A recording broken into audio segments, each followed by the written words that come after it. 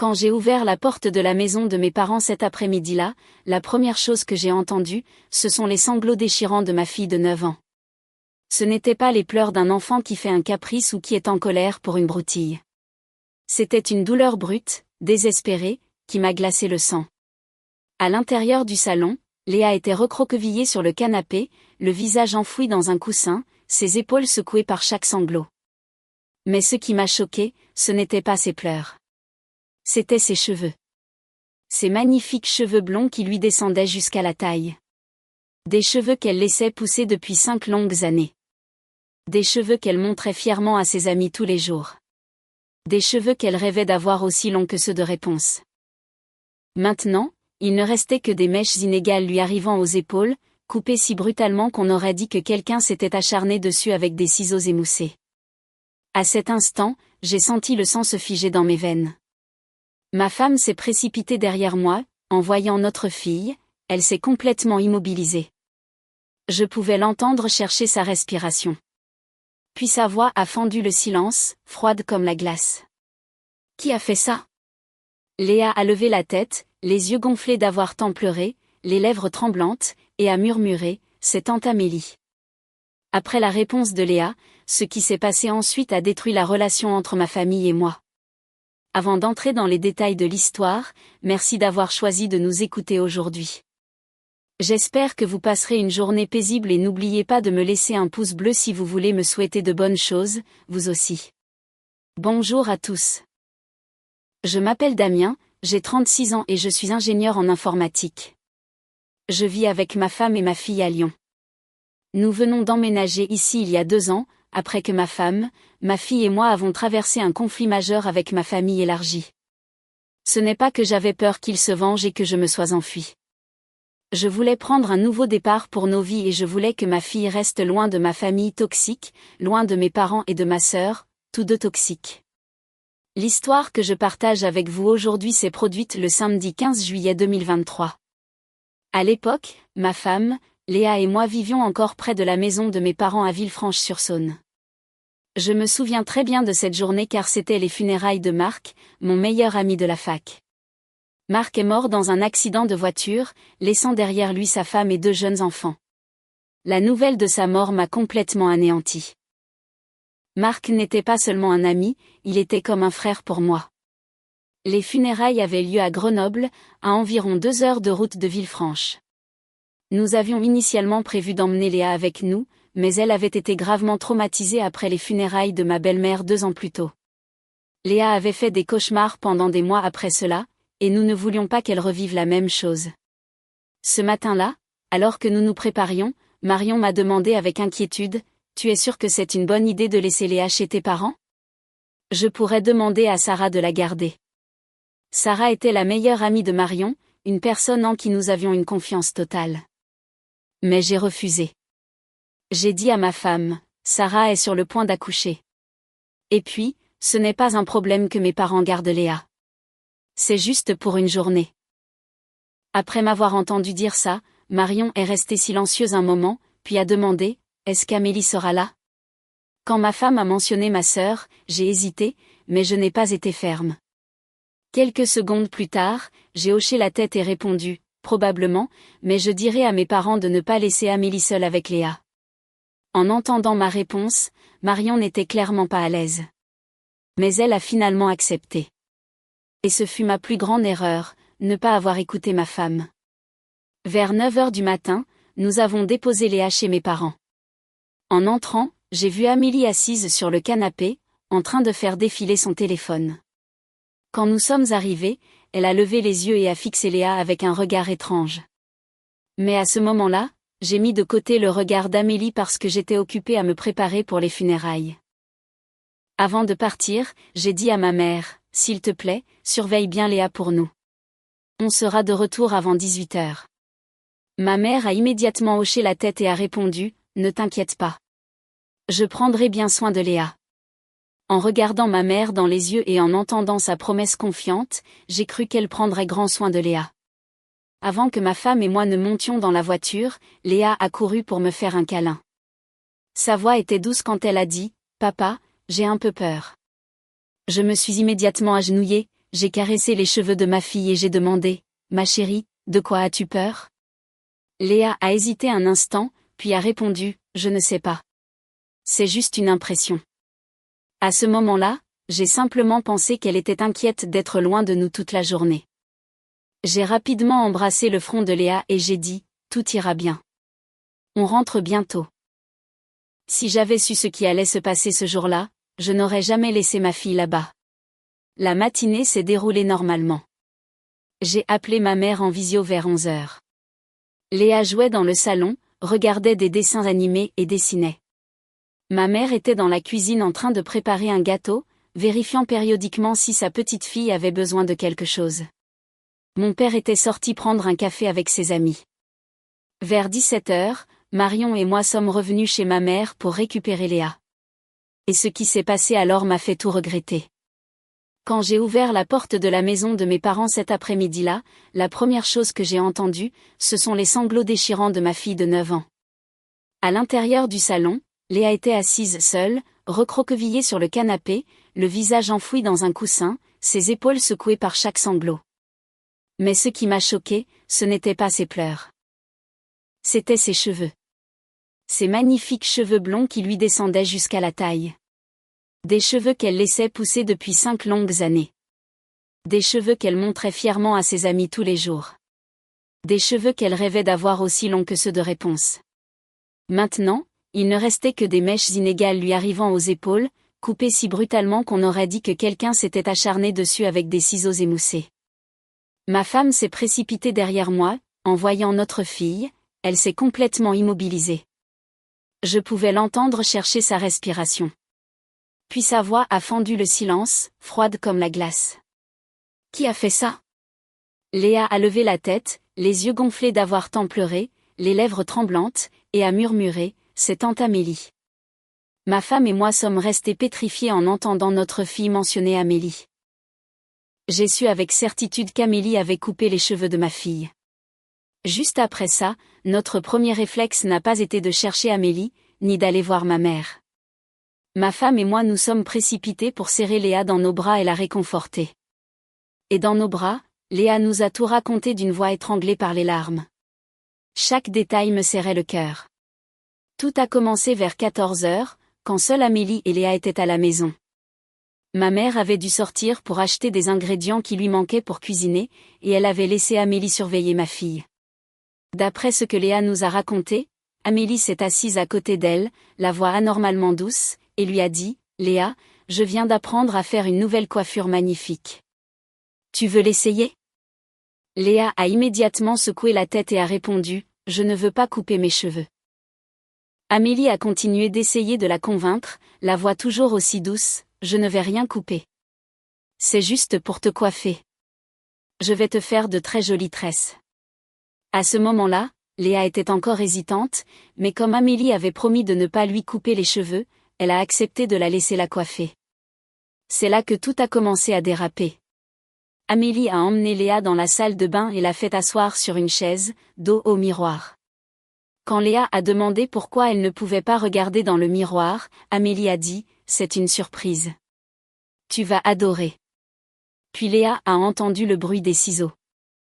À ce moment-là, ma fille s'est retournée brusquement et a demandé, « Qu'est-ce que tu fais ?» Amélie a repoussé la tête de Léa pour la remettre droite et a dit, « Reste tranquille. Je coupe juste les pointes. » C'est là que Léa a commencé à pleurer, essayant de se lever, mais Amélie a fermement tenu les épaules de ma fille. Coup de ciseau après coup de ciseau, les longs cheveux que ma fille avait laissés pousser pendant 5 ans tombaient.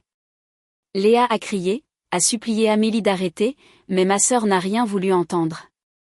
Elle a continué à couper jusqu'à ce que les cheveux qui lui arrivaient autrefois à la taille n'atteignent plus que ses épaules. Quand Amélie l'a lâchée, Léa est sortie en courant de la salle de bain, s'est regardée dans le miroir du couloir et a éclaté en sanglots. Ses cheveux étaient coupés de manière inégale, avec des mèches de différentes longueurs qui donnaient l'impression que quelqu'un les avait délibérément saccagées. C'est à ce moment-là que ma mère est rentrée. Elle a entendu Léa pleurer et est entrée en courant, puis elle est restée figée en voyant la chevelure de sa petite fille. Là, ma mère s'est tournée vers Amélie et a demandé, « Qu'est-ce que tu as fait ?» Amélie a haussé les épaules, la voix calme, et a répondu, je lui ai juste coupé les cheveux. Ils étaient trop longs et en désordre. Après cette réponse, ma mère n'a plus rien dit. Elle a simplement emmené Léa dans le salon, a essayé de réconforter sa petite fille, mais celle-ci ne s'arrêtait pas de pleurer.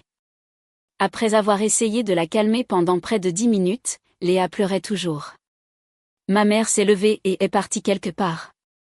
Ma fille ne savait pas où sa grand-mère était allée. Elle a juste gardé la tête baissée et a continué de pleurer.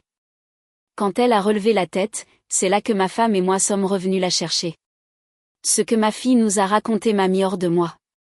J'étais en colère contre ce que ma sœur avait fait. J'étais en colère contre ma propre stupidité. J'étais en colère d'avoir ignoré tous les signaux d'alarme auparavant. Et j'étais furieux contre ma mère parce qu'elle avait laissé Léa seule à la maison avec Amélie. Pire encore, après la coupe de cheveux, ma mère ne l'a même pas réprimandée. En tenant Léa dans mes bras, je me suis souvenu de l'attitude d'Amélie et des choses qu'elle avait dites sur les cheveux de ma fille. J'avais été négligent et j'avais ignoré ces signaux d'alarme. Amélie avait toujours eu un problème avec les cheveux longs de Léa. Depuis que Léa avait commencé à les laisser pousser, ma sœur faisait constamment des commentaires désobligeants. Je me souviens d'une fois, lors d'un dîner de famille, Amélie a regardé Léa, puis s'est tournée vers moi en disant d'un ton moqueur, « Pourquoi tu laisses Léa avoir les cheveux aussi longs ? On dirait une sorcière. » Marion a immédiatement posé sa fourchette et a répondu froidement, « C'est le choix de Léa. » Ça ne te regarde pas, après cette remarque, Amélie s'est tue. Mais j'ai vu ma sœur regarder Marion avec une haine pure. À partir de ce moment-là, la relation entre ma femme et ma sœur est devenue de plus en plus tendue. Environ 3 mois avant l'incident de la coupe de cheveux, lors d'une réunion de famille, Amélie a soudainement suggéré à Léa, « Laisse-moi te couper les cheveux. Je viens d'apprendre une coupe courte adorable. » Léa a immédiatement secoué la tête, la voix inquiète, en répondant, « Je ne veux pas couper mes cheveux. » Amélie n'a pas lâché l'affaire, continuant d'essayer de la convaincre. Elle a dit, « Juste un petit peu. Fais-moi confiance, tu seras tellement plus jolie. » À ce moment-là, Marion s'est levée, s'est placée derrière Léa comme un bouclier protecteur, puis a dit fermement, Léa a dit non. Cette conversation est terminée. Voyant Marion intervenir, Amélie a haussé les épaules, a souri froidement et a dit, « Tu prends ça trop au sérieux. Je veux ce qu'il y a de mieux pour ta fille. » Après cette réunion, sur le chemin du retour, Marion m'a dit, la voix pleine d'inquiétude, « Je n'ai pas confiance en Amélie. Elle va faire quelque chose aux cheveux de Léa si elle en a l'occasion. » À ce moment-là, j'ai soupiré et répondu, « Tu imagines des choses. Amélie peut être un peu lourde, mais elle n'irait pas jusque-là. » Juste après que j'ai dit ça, Marion s'est tournée pour me regarder avec des yeux déçus. Elle n'a plus rien dit, mais je savais qu'elle n'était pas d'accord avec moi, et plus tard j'ai réalisé que Marion avait eu raison depuis le début. Si j'avais écouté ma femme, rien de tout cela ne serait arrivé. Après que ma fille a cessé de pleurer, je lui ai demandé doucement, « Où est tante Amélie ?» Après ma question, Léa a regardé vers la chambre d'Amélie et a répondu, « Tante Amélie est dans sa chambre. » Après m'avoir coupé les cheveux, elle est allée dans sa chambre. Dès que Léa a fini de parler, j'ai marché rapidement vers la porte d'Amélie. J'ai frappé fort sur la porte avec mon poing. Tout en frappant, j'ai crié, « Amélie, où diable es-tu ? Sors d'ici tout de suite. » Environ 10 secondes plus tard, la porte s'est ouverte. En me voyant, Amélie est restée figée quelques secondes, puis a rapidement repris contenance. Amélie nous a regardés avec une expression innocente et a demandé, « Oh, vous êtes de retour. » J'ai coupé les cheveux de Léa. Elle est beaucoup plus mignonne maintenant, non ? Juste après ce commentaire, l'air dans la pièce est devenu lourd comme du béton. À ce moment-là, Marion s'est avancée vers Amélie. Chaque pas était lent mais menaçant. Sa voix était plus froide que je ne l'avais jamais entendue. Elle a grondé Amélie, « Qu'est-ce que tu viens de dire ?» Amélie n'avait toujours pas réalisé la gravité de la situation, continuant sur un ton légèrement agacé, « Belle sœur, tu agis comme si j'avais tué quelqu'un. C'est juste une coupe de cheveux. Les cheveux, ça repousse. » Ce commentaire a allumé la mèche d'une bombe à retardement à l'intérieur de Marion. Marion a fait un autre pas vers Amélie et a dit, en détachant chaque mot, « Ma fille a dit non. Tu n'avais aucun droit de toucher aux cheveux de Léa. À ce moment-là, j'ai vu Amélie commencer à avoir l'air inquiète. Elle a reculé, se tenant contre sa porte sur la défensive. Alors que l'air entre nous trois était encore suffocant de tension, la porte d'entrée s'est de nouveau ouverte. Mes deux parents sont entrés. Mon père, Richard, a 62 ans et est à la retraite d'une entreprise de BTP. C'est un patriarche typique qui croit toujours que ses décisions sont les bonnes et que personne n'a le droit de le contredire.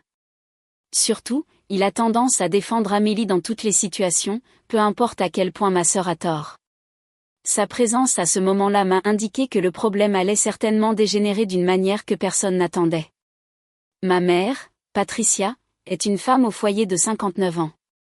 Elle est douce, mais trop faible. Toute sa vie, elle a vécu dans l'ombre de son mari, n'osant jamais élever la voix ou exprimer sa propre opinion. Chaque fois qu'il y a un conflit dans la famille, ma mère reste silencieuse ou essaie d'arrondir les angles avec des phrases comme « laisse tomber ». Nous sommes une famille. Après être entré dans la maison, mon père a évalué la scène devant lui. Il a posé son sac par terre et a demandé d'une voix forte « Qu'est-ce qui se passe ici ?» Après la question de mon père, Marion s'est tournée vers lui et a répondu avec colère « Amélie a coupé les cheveux de Léa ». Léa pleurait. Elle a refusé, mais Amélie a continué quand même. Ce comportement est inacceptable, papa. Dès que ma femme a fini de parler, mon père a froncé les sourcils, a jeté un coup d'œil aux cheveux massacrés de Léa, puis a agité la main en répondant d'un ton dédaigneux, c'est juste une coupe de cheveux. Les cheveux repousseront. Amélie voulait juste ce qu'il y a de mieux pour Léa. Vous en faites toute une histoire. En entendant papa la défendre, Amélie a semblé reprendre de l'assurance. Elle s'est immédiatement tournée vers Marion et a dit d'un air suffisant, « Tu vois, papa pense la même chose que moi. Tu devrais me remercier. » Les cheveux de Léa étaient si longs, en désordre et peu hygiéniques. J'ai aidé Léa à avoir l'air plus soignée. Au lieu d'être reconnaissante, tu fais une scène. Juste après ce commentaire, mon sang n'a fait qu'un tour. Je me suis avancée, me suis tenue à côté de Marion et j'ai dit droit dans les yeux d'Amélie, « Reconnaissant ? Tu veux qu'on soit reconnaissant parce que tu as fait pleurer ma fille jusqu'à ce que ses yeux soient tout gonflés ? Tu es folle ? » Amélie m'a regardée avec de grands yeux, ne s'attendant clairement pas à ce que je prenne la parole. Elle a bégayé, « Toi. Tu te retournes contre moi, toi aussi ? » J'ai répondu, la voix froide comme la glace, « Je ne me retourne pas contre toi. Je protège ma fille. Une chose que tu devrais comprendre si tu as la moindre conscience. » Ma mère se tenait à côté de nous, silencieuse comme toujours. Elle regardait simplement le sol, triturant le coin de sa chemise, n'osant pas parler. Voyant sa fille chérie se faire attaquer, mon père s'est avancé, s'est placé à côté d'Amélie comme un mur de protection, puis a pointé mon visage du doigt et a crié, « Damien, tu es un homme. Tu dois savoir comment contrôler ta femme. Ne la laisse pas semer le chaos dans la maison de tes parents. » Dès que j'ai entendu ça, Marion s'est avancée et a demandé à mon père, « Vous avez dit, mon mari doit me contrôler ? Je ne suis la propriété de personne, et ma fille non plus. Amélie a violé l'intégrité physique de ma fille sans son consentement. C'est un fait. » À ce moment-là, Amélie a ri d'un air moqueur et a répondu, « Violer son intégrité physique ? Ma chère belle-sœur, où as-tu fait tes études de droit ? J'ai juste coupé les cheveux de ma nièce. C'est une affaire de famille. N'en fais pas une affaire criminelle. » Puis Amélie s'est tournée pour regarder Léa et a demandé d'une voix mielleuse, « Léa, n'est-ce pas que tes nouveaux cheveux sont jolis ? Je t'ai aidée. Tu me remercieras plus tard. » En entendant les mots d'Amélie, Léa s'est recroquevillée, se cachant derrière moi, la voix tremblante, « Je ne voulais pas. » J'ai dit non. En voyant ma fille si effrayée, j'ai eu l'impression que mon cœur se déchirait.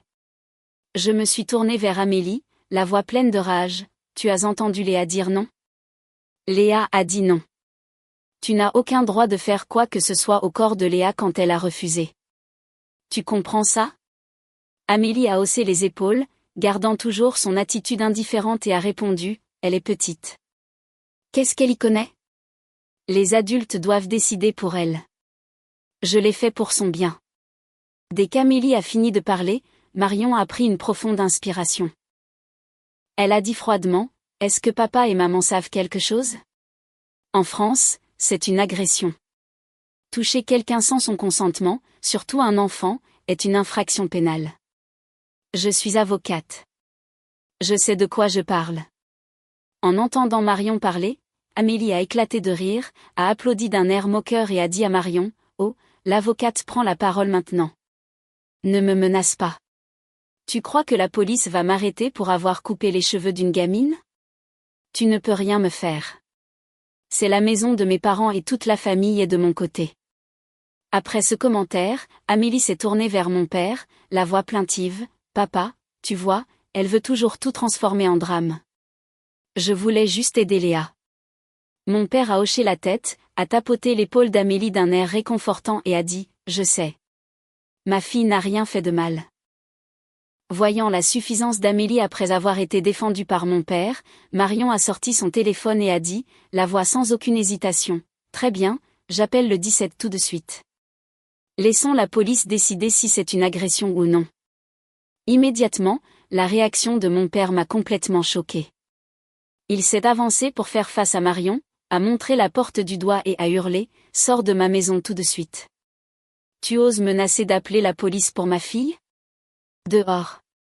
Sors de ma maison. » À ce moment-là, ma mère a finalement pris la parole timidement, la voix si douce qu'on aurait dit qu'elle avait peur que quelqu'un l'entende, « Arrêtez.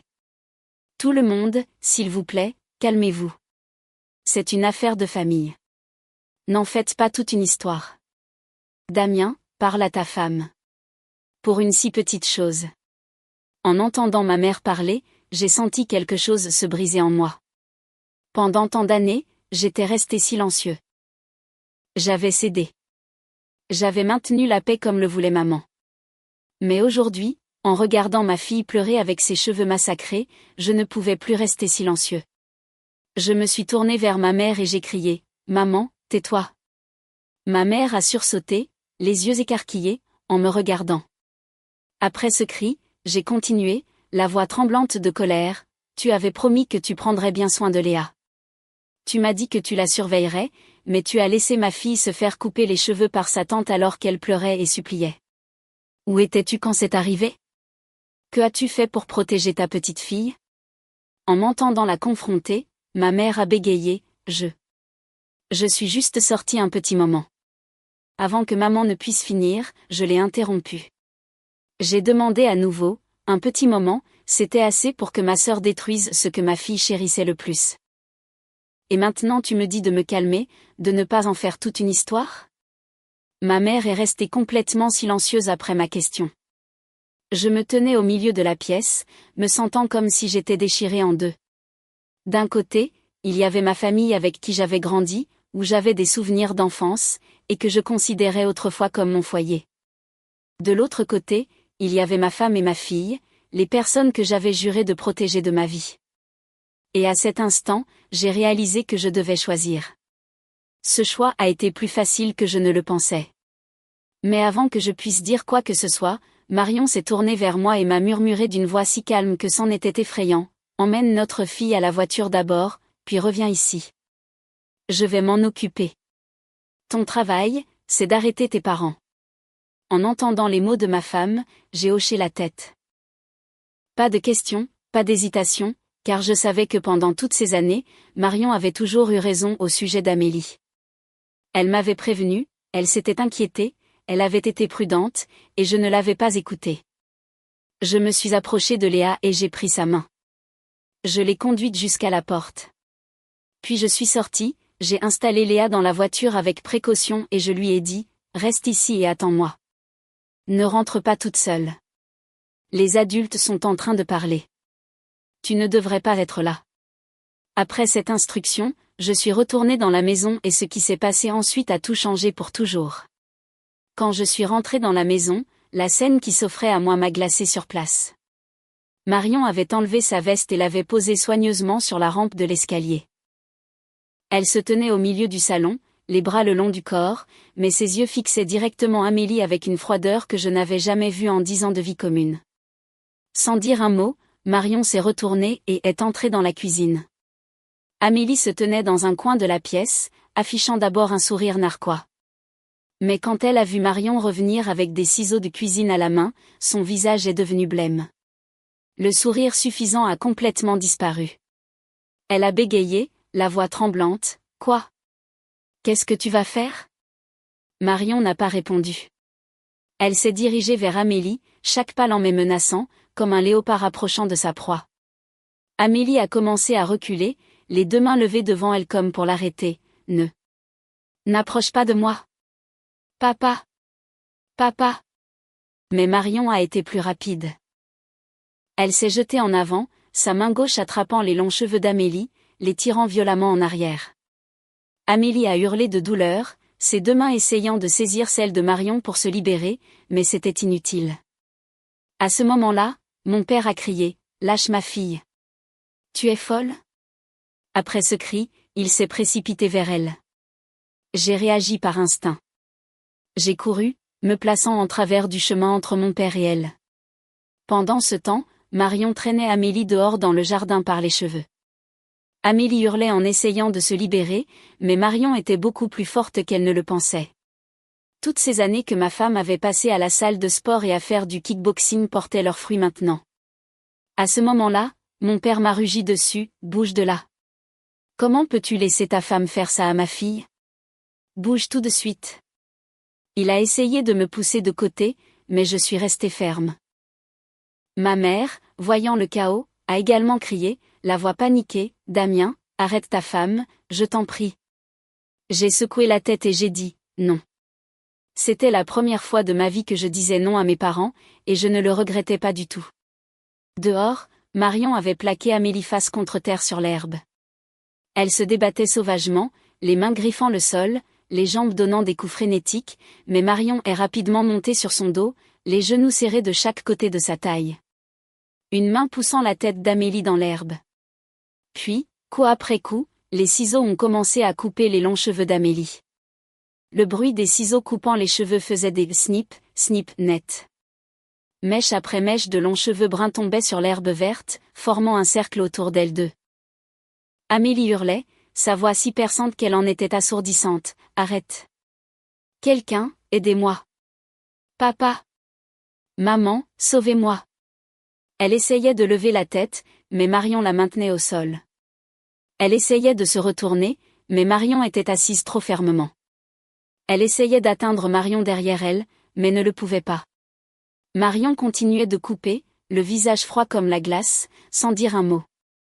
Chaque mouvement était précis et décidé, comme si elle accomplissait une tâche qui devait être faite. Des voisins ont commencé à sortir sur leur perron pour regarder. Monsieur Martin, le voisin d'à côté, se tenait avec sa tasse de café à la main, oubliant de boire. Madame Dubois, de l'autre côté de la rue, avait sorti son téléphone, on ne savait pas si elle enregistrait une vidéo ou appelait la police. Les deux enfants Durand se tenaient derrière leur moustiquaire, les yeux écarquillés en regardant la scène. Amélie continuait de crier, sa voix commençant à devenir rauque, « Je vais te poursuivre en justice. Je vais te mettre en prison. Tu es folle. Tu es une malade. » Marion ne répondait toujours pas. Elle continuait juste de couper, coup après coup, mèche après mèche, qui tombait. Mon père essayait toujours de me dépasser. Il poussait, il grognait, et il a même essayé de me donner un coup de poing dans le ventre, mais je me suis accrochée fermement au cadre de la porte, utilisant toute ma force pour le retenir. Il m'a crié au visage, des postillons volant sur mon visage, « Tu es fou de laisser ta femme agresser ta sœur ?» J'ai répondu, « Amélie a agressé ma fille en premier. Elle a violé ta petite fille alors qu'elle pleurait et suppliait. Maintenant, elle a un avant-goût de ce que ça fait. » Ma mère pleurait, agenouillée sur le sol, les mains jointes comme si elle priait, « Damien, s'il te plaît.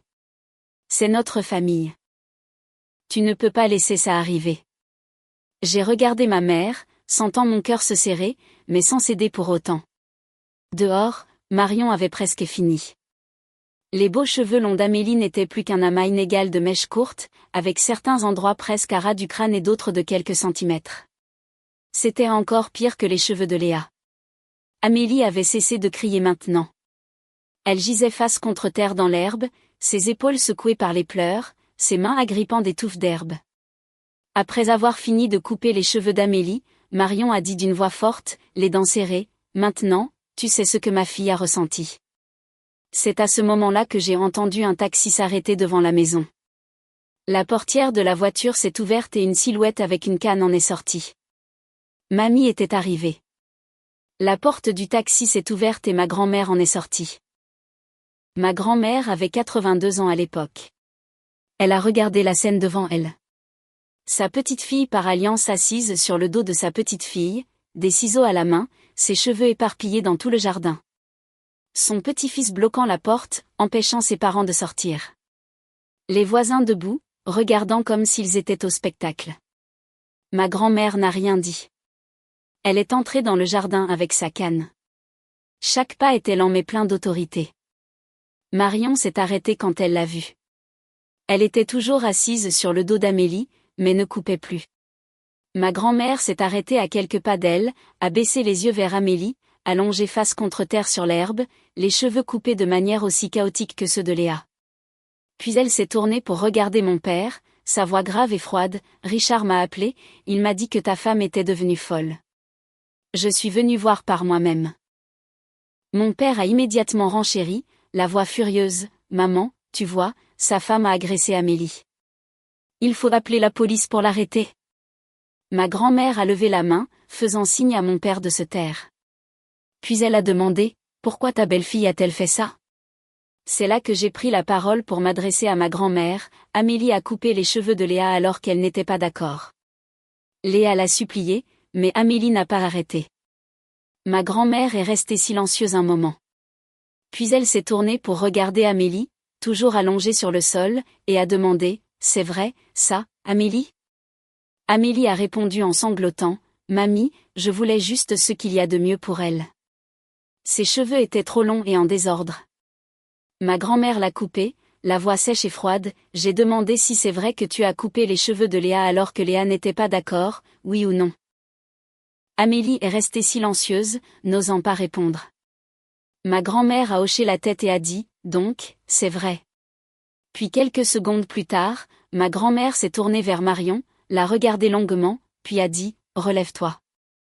Je comprends que tu veuilles protéger Léa, mais ça suffit. » En entendant le conseil de ma grand-mère, Marion a hoché la tête, s'est relevée du dos d'Amélie.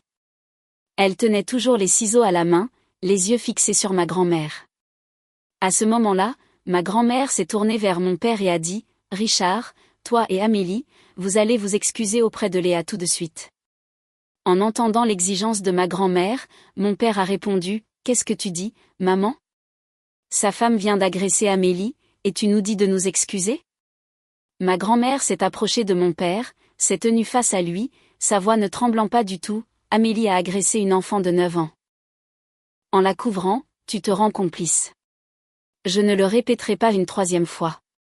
Excusez-vous maintenant. » À ce moment-là, Amélie avait réussi à se relever, les cheveux en désordre, le visage couvert de larmes et d'herbe. Elle a crié, « Je ne m'excuserai pas. Je n'ai rien fait de mal. » Mon père était également têtu, répondant, « Je ne m'excuserai pas non plus. Fais ce que tu veux, maman. » Ma grand-mère les a regardés en silence. Puis elle a dit, « Très bien, alors. » La façon dont elle a dit ces mots m'a fait frissonner. Ce n'était pas de l'acceptation. C'était une déclaration de guerre. Après cela, elle s'est tournée vers moi et a dit, « Damien, appelle la police. » À ce moment-là, mon père a ri d'un air moqueur et a dit, « Tu es folle, maman ? Appeler la police pour arrêter sa femme ?» Dès que papa a fini de parler, ma grand-mère a répondu froidement, « Appelle la police pour qu'ils arrêtent tous ceux qui méritent d'être arrêtés, et je te garantis que le crime d'Amélie sera pire que celui de Marion. » Cette déclaration de ma grand-mère a fait pâlir le visage de mon père, mais il a quand même refusé obstinément de s'excuser auprès de ma fille. 20 minutes plus tard, 2 voitures de police étaient garées devant la maison de mes parents. La scène était un chaos total. Amélie était assise sur le perron, ses cheveux coupés de manière inégale, pleurant sans arrêt. Mon père se tenait à côté d'elle, le visage rouge de rage. Ma mère était assise à l'intérieur de la maison, toujours silencieuse, comme elle l'avait été toute la journée. Marion se tenait à côté de notre voiture, où Léa était assise à l'intérieur avec les fenêtres bien fermées. Ma grand-mère était assise sur une chaise sur le perron, appuyée sur sa canne, observant tout avec des yeux perçants. La police a séparé tout le monde pour prendre des dépositions individuelles.